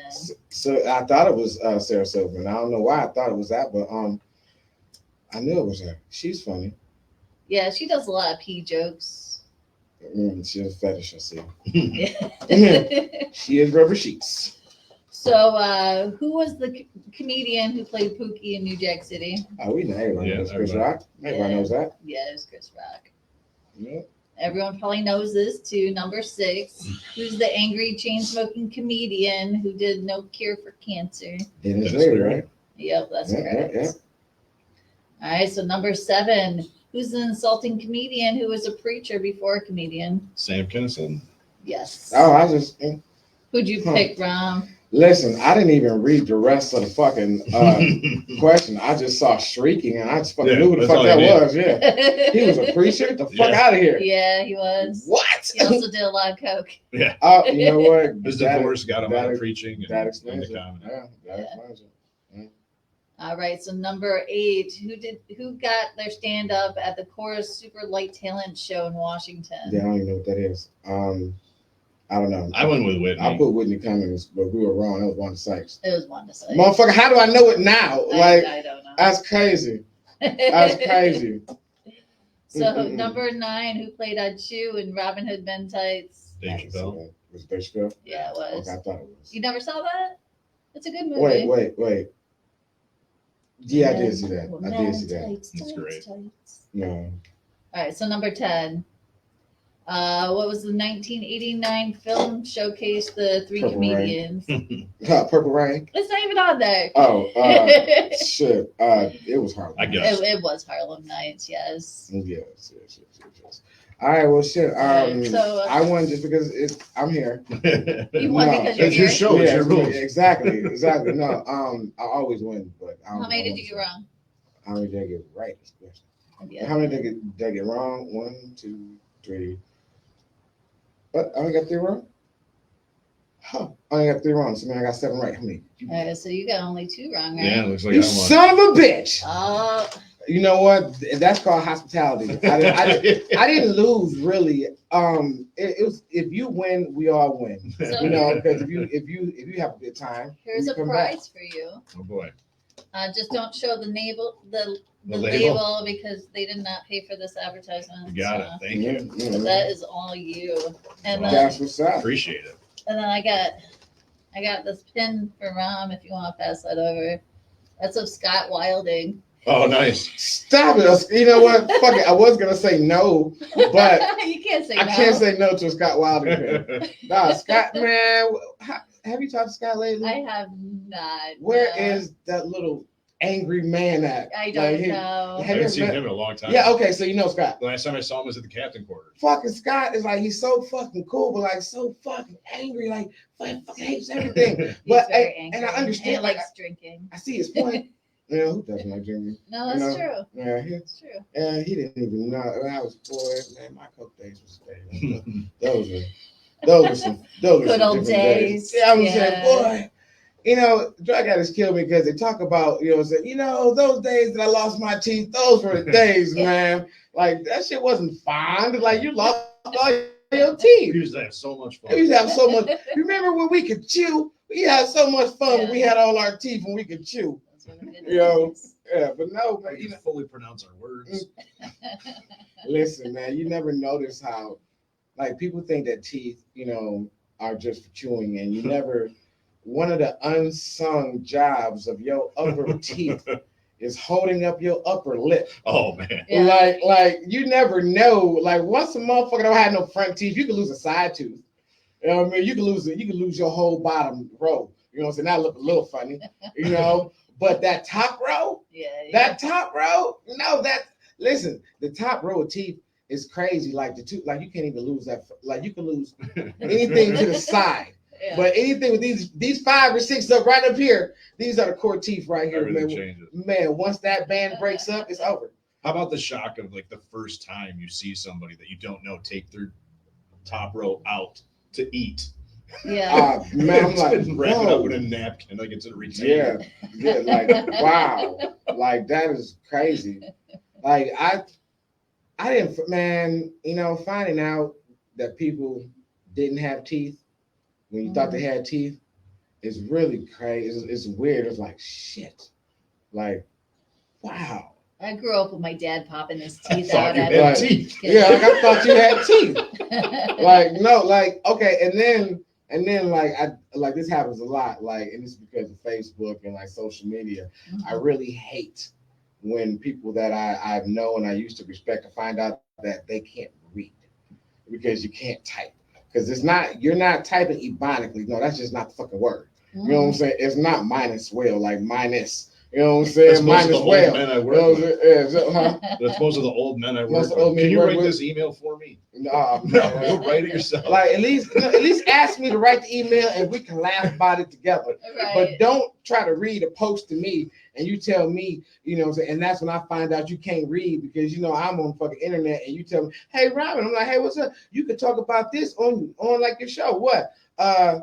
It was Hold on. hold on, let me find it. Maryland woman, Put your readers on. Maryland woman baptized. No, baptized. What the fuck's baptized? You know what I'm saying? Like I can't stand a person that can't read.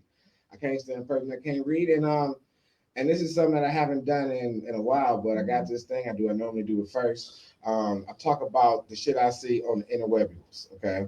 The internet. That's what I call it, the interwebs, man. That's what it is to me. And I saw this shit, and we're gonna talk about this shit before the show wind down. Jada Pinkett Smith. Are we familiar with her? Yeah, what's she up to now? You said her name? Listen, I can't say it 2 more times, okay, in the dark, okay? Because if I do, Will Smith will come out and smack the shit out of me. That's what happens. No, she keeps saying shit that just amazes me. Like she has to be the most toxic woman ever. Will Smith, she says, Will Smith, she says, no, Jada Pinkett Smith, Will's wife, says she credits the Oscar slap with saving their marriage. She says, who knows where we would be without it? Well, you'll still be fucking around. Right. You know what I mean? Like my whole thing is like, really, bitch? So it wasn't. She might still have alopecia. Man, she ain't got alopecia. She got a low taper, man. Unless it's because he doesn't have jobs anymore and he's home more. No, man, listen.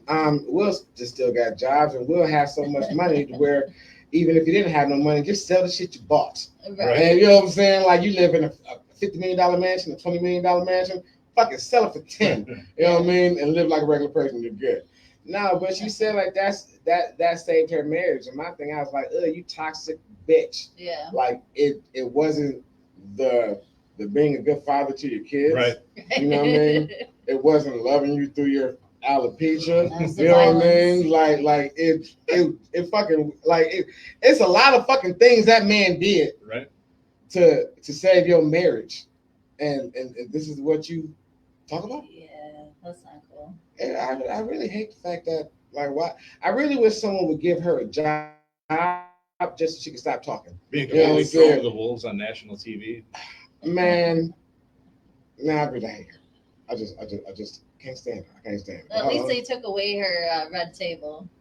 The Red Table Talk, I've never seen that. I've never seen that. Have you ever seen that, the Red Table Talk? I have. It's not great. I mean, it's pretty much There's just talk about bullshit around the table. really. Yeah. Well, kind of what we do. Yeah, but she gossips, so Kind of like we do. yeah. You got me. uh. Well, we're still going. Did you hear so. about when Jane Dabbs called Toy Toy a nigger on stage? Yeah. Yes. Were you there, Charles? Or No, did you hear I about heard about it. Yeah. And I watched her not her apology, her explanation video. Oh, so she had an explanation. Oh, did she do? And then she doubled down on her explanation video the next day. Really? See, Yeah. she blocked me because of something someone else said, and it's crazy because we were friends. I was supposed to be in a movie. You know, Melanie's been in a couple. Yeah, I like torture. So. Exciting. Oh, Yeah. you were in like the tattoo maniac, I weren't was you? in Tattoo Maniac. I was in Todd's Dilemma where I played a puppet. And that was Stop it! You played the puppet. Yeah, sure did. Who had the hand up your ass? I'm saying I just want to know who had the hand up your ass. No, but yeah. So she doubled down. Yeah. It just justifying, like, I'm not racist. I don't talk like that. But you talk like that. And then admitted to talking like that. Yeah. And here's why I did it. Yeah, she's actually pretty racist. Yeah. She's not allowed to graduate pub for doing it. But she used the puppet to say it. And I was like, no, you can't do that. Your lips are moving. That's just why. No, when I first met her, she tried to talk to the puppet. She tried to introduce the puppet to me. I said, no. I said, we're not doing that. We're not. Put the puppet down. She had me talk to her with the puppet. Yeah, no, I'm not doing that. I am not. I am. Listen. Yeah. I respect all pronouns except puppet. You know what I'm saying? I'm not doing that. That's what I'm not doing. I can't have a conversation with your puppet. I'm not recognize you as a puppeteer. Yeah, nah. But she has moved away, and I wish her well. Then she went to officially. She went to she'll probably be back. She went to the more racist place. She moved away since last Monday. Yeah, she moved away yesterday. Boom. So Charles, since we hit the top with the hard R, you don't seem racist. No. You seem cool with me. I think you like chicken. You're not racist, are you? No. I'm pretty sure you've been in mixed conversation or mixed company, or in what I'm saying, behind stages, or have you heard? You know what I'm saying? How do you, as you know what I mean? I don't know if you're an ally or just like a single, you know what I'm saying, like a regular white guy. How do you deal with the racist white guy in comedy? I just stay away from him. Even in regular life. If you're that kind of person, I don't want to be around. Like, I don't want that kind of negativity in my life. That's just where I'm at. I feel it. You know what I think is weird about that though? Like, well, this is what I think is weird. Everyone can agree that racism is bad, but almost everyone can agree that a little bit of racism can be funny. You know what I'm saying? Like you can make it funny. You know what I mean? Like, I believe that everything can be funny. That's not going to be funny to everybody. It's not going to be funny to everybody. Right. Nothing's going to be funny to everybody. Right. You know? But I just noticed that I hate urban comedy, but like I've noticed, because I've traveled a whole lot of rooms.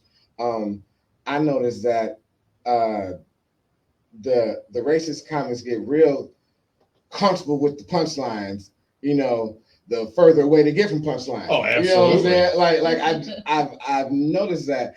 And it's like, you just say you stay away from it, and so you don't book it? Or if I think someone's racist, or okay, let's just I'll book somebody who does racial comedy. Okay, racial comedy. Yeah. What's the line? You know, is there a line? It has to be funny. It has to be funny. Not everybody laugh funny, but you have to win the crowd with it. You have to win the crowd with it. Or be able to not lose them with what you said. You know what? That is a very dark gray area. Like, I get it. You know what I mean? I do get it. What about I'm a proponent. Like, the stage is the stage. You should be able to work it out and say whatever it is, misogyny, racism, whatever you think is funny, and be able to work it out without using words that you shouldn't use. But I give people the benefit of the doubt, because you are trying to make something funny. I'm not going to hold you over the fire because you screwed up. I'm not that kind of person. I got a comedy question, guys. Real question. The two hard R's double out? I mean, do two hard R's cancel each other out? For example, if Jane Dab was calling people niggers, if the niggers called her retarded, you know what I'm saying? Is it? I think it does cancel out. Is it a cancel out? You know what I'm saying? Two flags. You know what I'm saying? Two flags on the play. Yeah, it cancels out. Is it fair game? Yeah. Is it fair game? We do the down 1st and 10. Is it? Okay. Yeah. How do you feel? How do people feel? How do you, as a comedian, feel about certain words you can't say? I'm glad they're there. I'm glad I'm glad it exists. Okay. Because it makes too many people uncomfortable. The C word, you're not going to get away with saying it very many places. Both chocolate. I know. Yeah. I know. I'm fucking diabetic. You're not gonna win over many people using those words. So if you're at that point, they are shock value words. Okay. And I think and done the right way, people can use the word retarded. Because the way we grew up, I'm sounding old, man. But that's what my grandma said about the N-word. Listen, wait, what? Wait, that's different. Not my grandma. I was with you. What? Your grandma thought the niggas retarded, or you know what I'm saying? Or did your niggas call your grandma retarded? What was it? But I feel like is that my ignorance on the generation before me of having that same like entitlement to be able to use those words because they grew up with it. And I struggle with that. But I you know.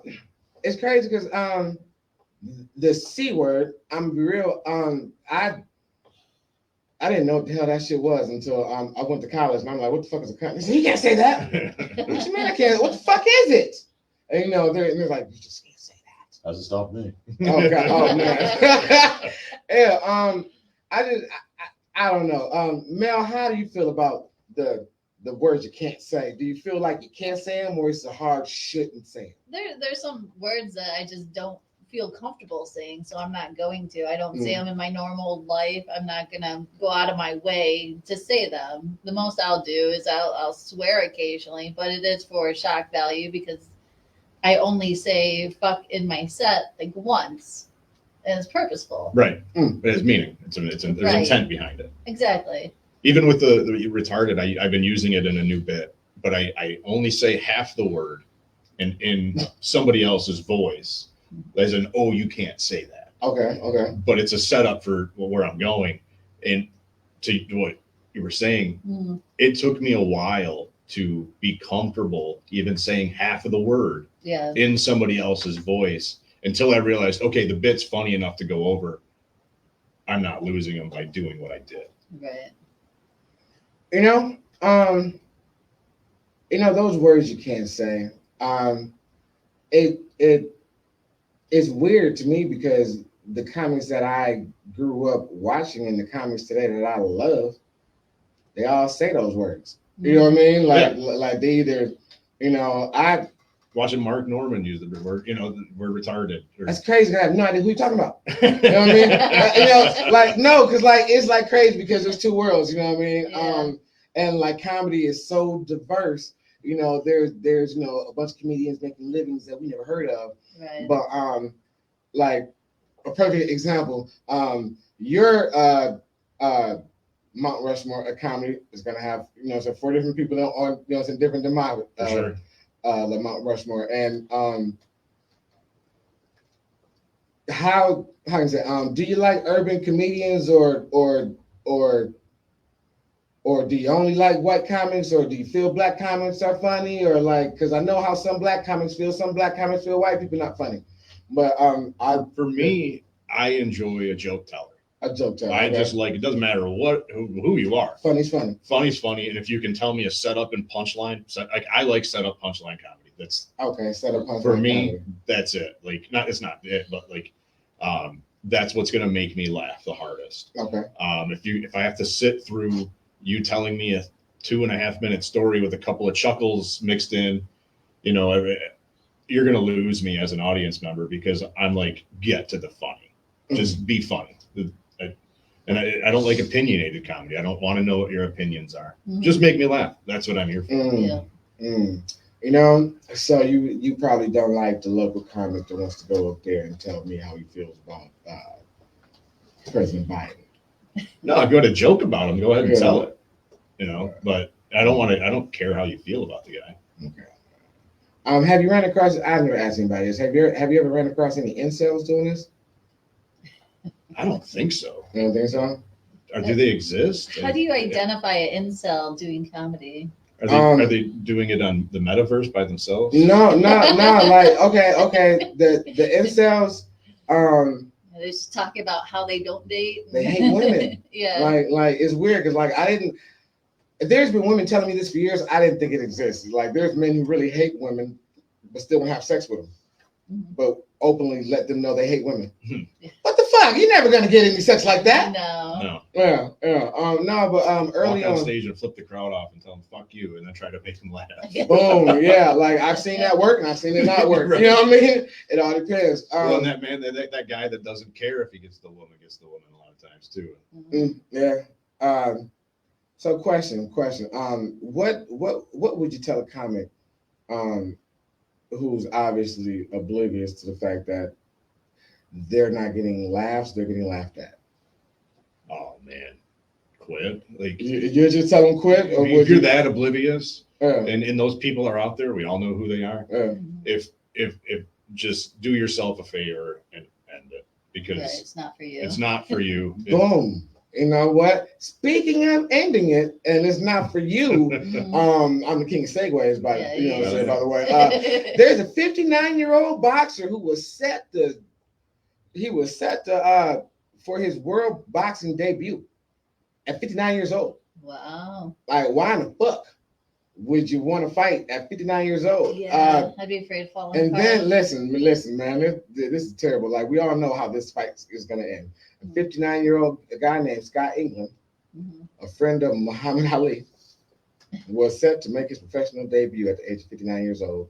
And how old do you think the guy he is fighting? 25. Yeah, 24, 23. 23 years old.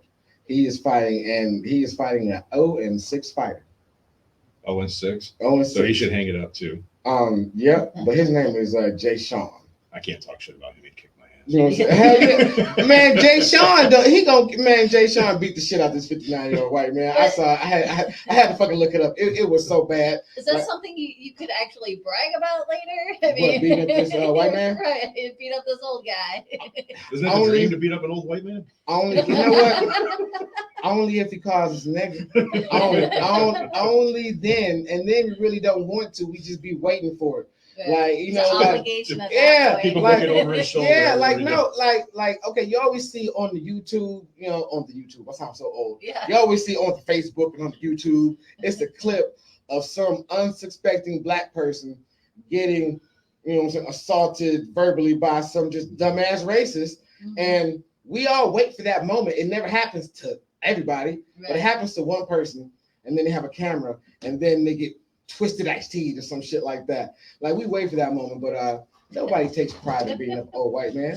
You know what I'm saying? Like nobody does it, but we'll do it for the, I would do it for the cause. Yeah, I do it because I have to. You know what I'm saying? Kind of like sex with the ex-wife when I was still with her. You know what I'm saying? I didn't enjoy it. I did it because I had to. Right. That was it. That was it. Could have said no. No, you can't. Yes, you can. No, you can't. Guys could get sent too. Man, no, you can't. That's like, no, you can't. You shouldn't perhaps. Okay.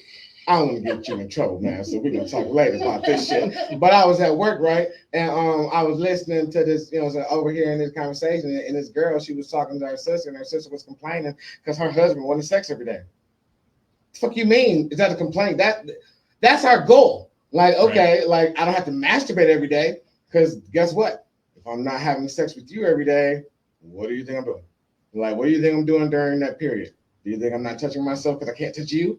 No, why is she complaining? Like, that just makes no sense. Like, so Charles, did your wife complain? Never. You know what I'm saying? But never. Like, never. No. Fucking straight man. I hope my wife doesn't complain next year, because once I get married, I've been waiting all my life to have some in-house that I can trust. You know what I'm saying? Boy, in-house you can trust is crazy. Boom. Let me see what's next in this web rule.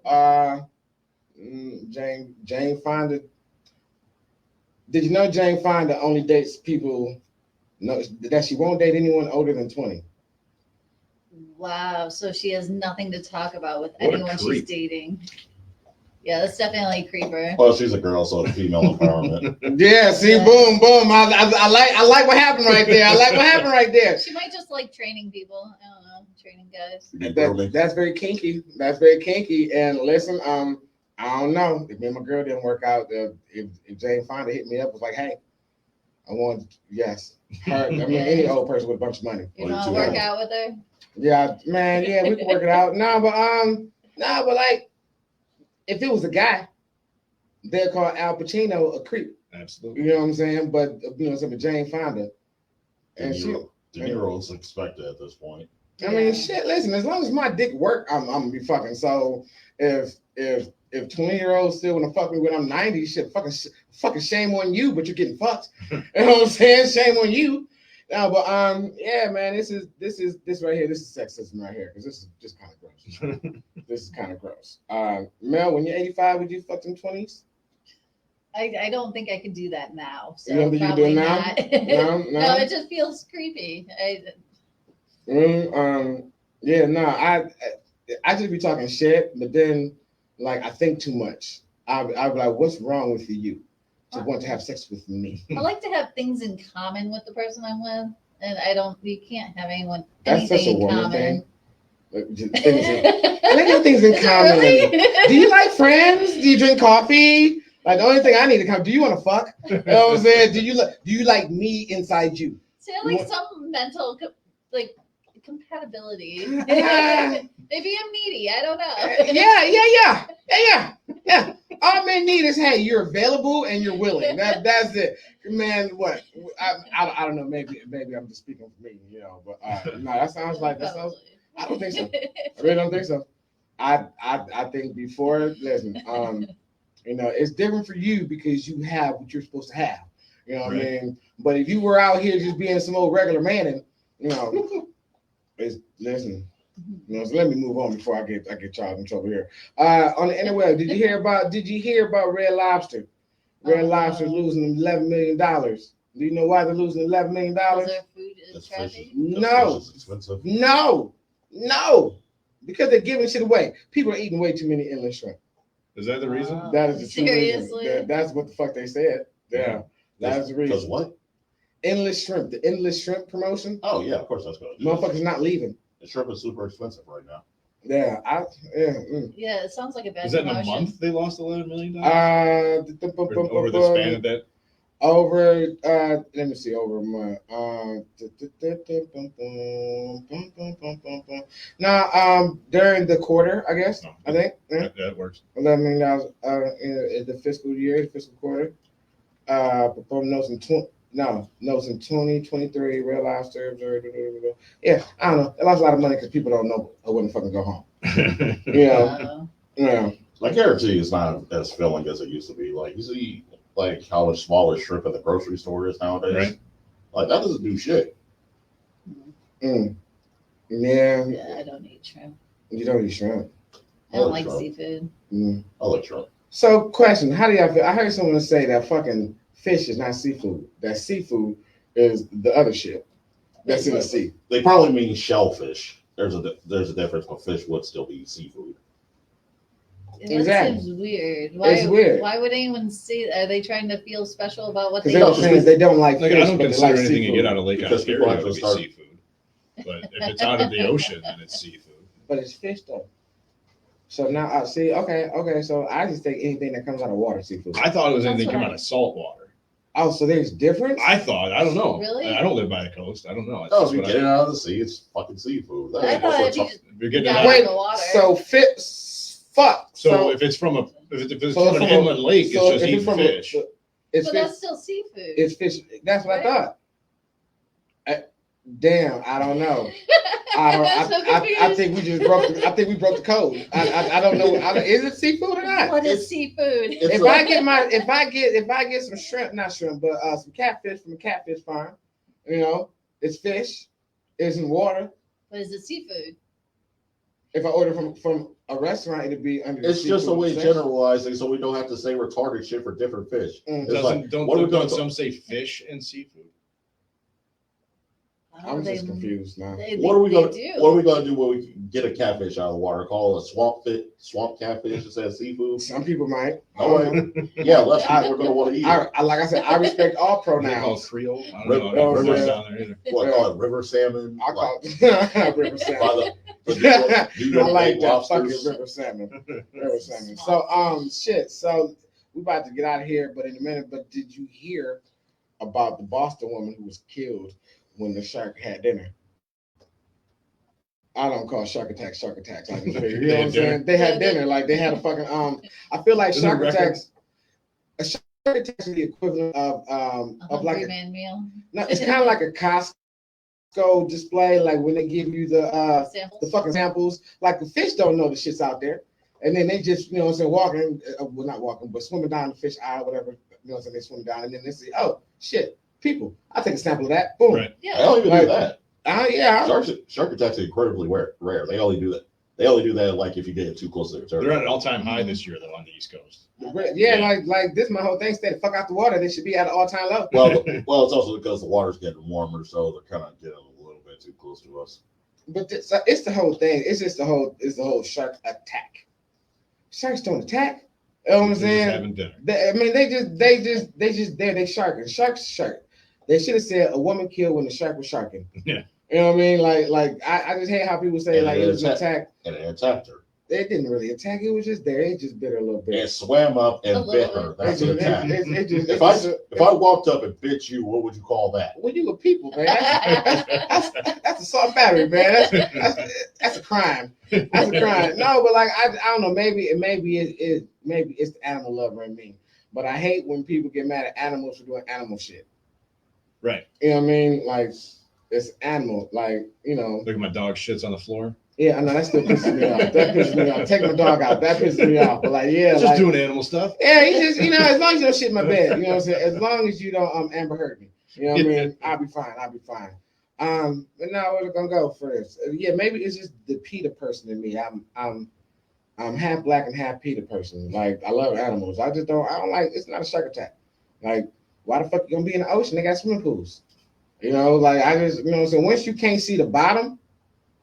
That means I'm over with it. I can't. What about the people that have pools that live on the ocean? It's never made sense to me either. That does not make sense. Yes, it do. They want to live.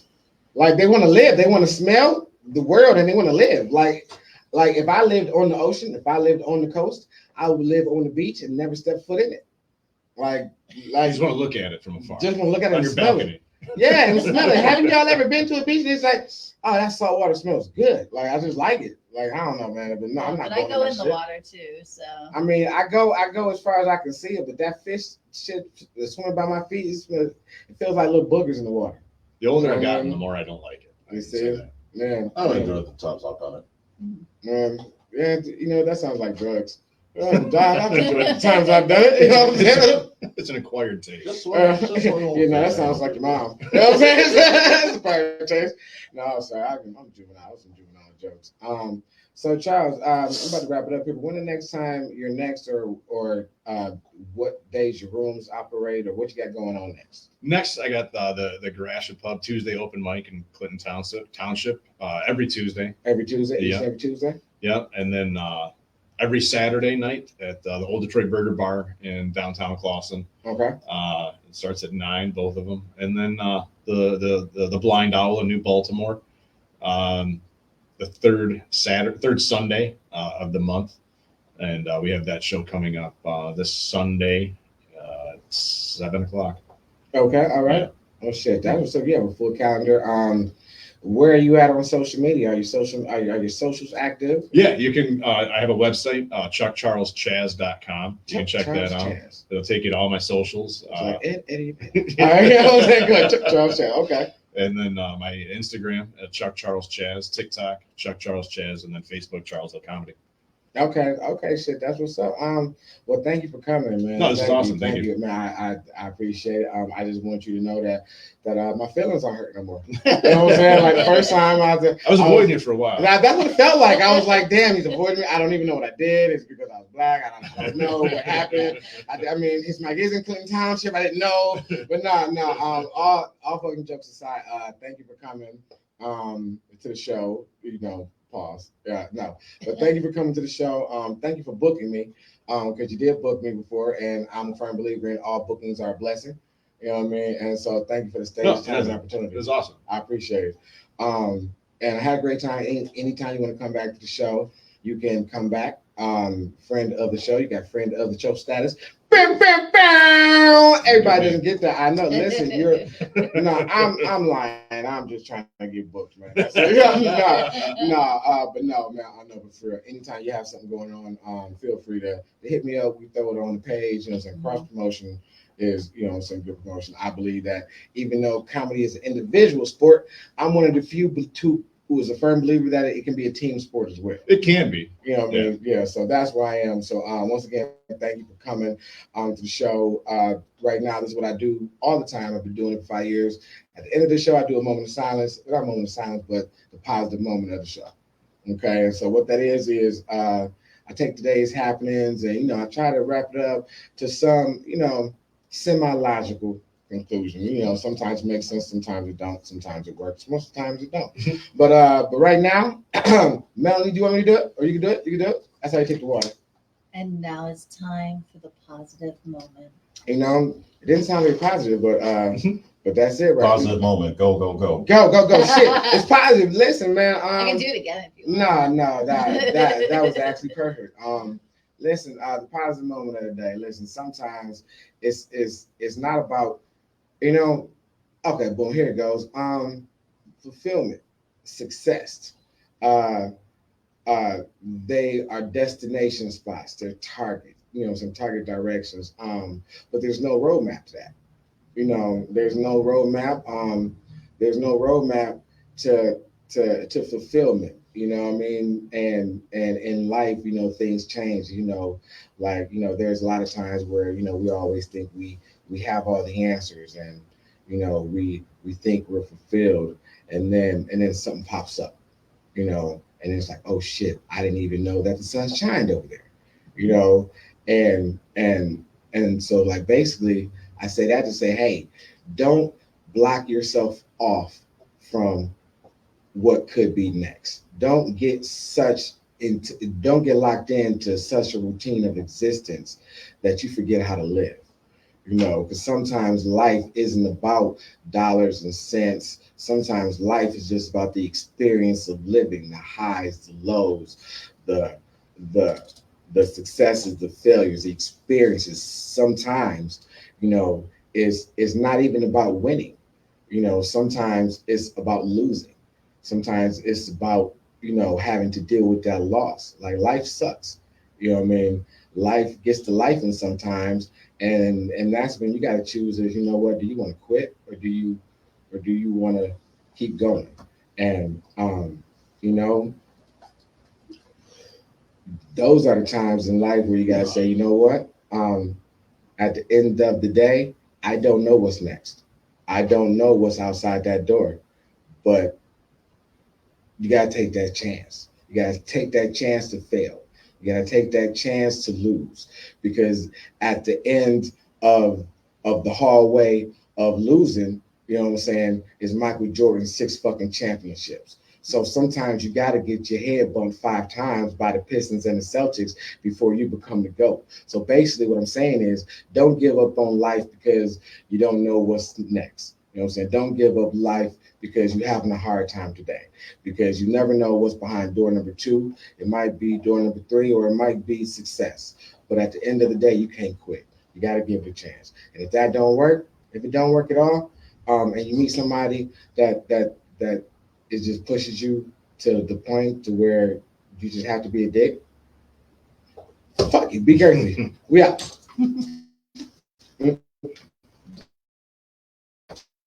Man, thank you for coming through. Yeah, Thank That was for fun. coming Thank you. through.